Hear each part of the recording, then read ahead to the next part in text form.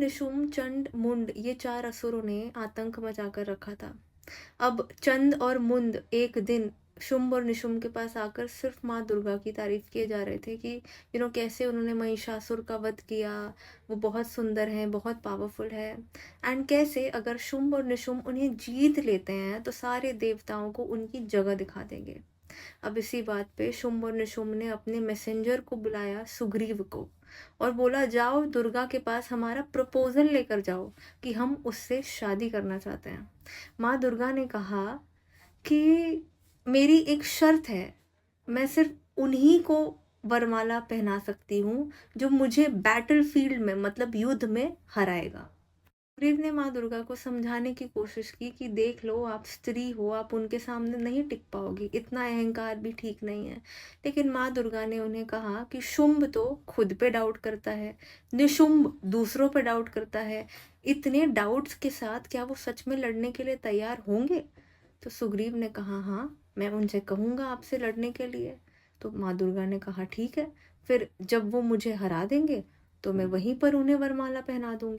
और निशुम्भ ने पहले धूम्रलोचन को भेजा कि अगर धूम्रलोचन को माँ दुर्गा हरा देंगी फिर हम जाएंगे। धूम्रलोचन को तो माँ दुर्गा ने मार दिया।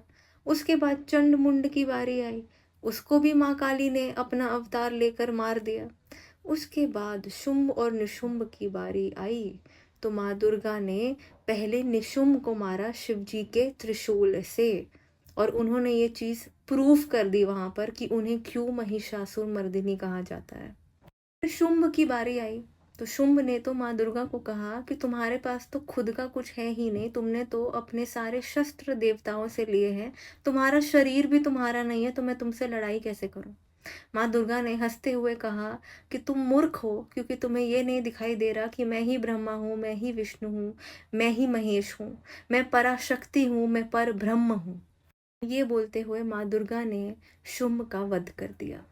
लेकिन शुंभ मरते मरते एक चीज कह गया कि उस असुर का क्या करोगे जो अपने ही खून से जिंदा होता रहता है।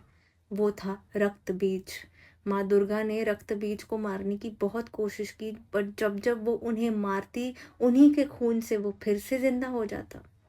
उन्हें रक्त बीज को मारने के लिए माँ काली का अवतार लेना पड़ा।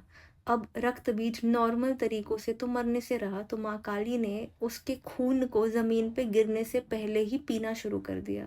उसके बाद फाइनली उन्होंने रक्त बीज को मार दिया। लेकिन प्रॉब्लम ये हो गई कि उसको मारने के बाद जितना खून उन्होंने पिया था उसकी वजह से उन्हें और खून की लालसा बढ़ गई थी। ये देखकर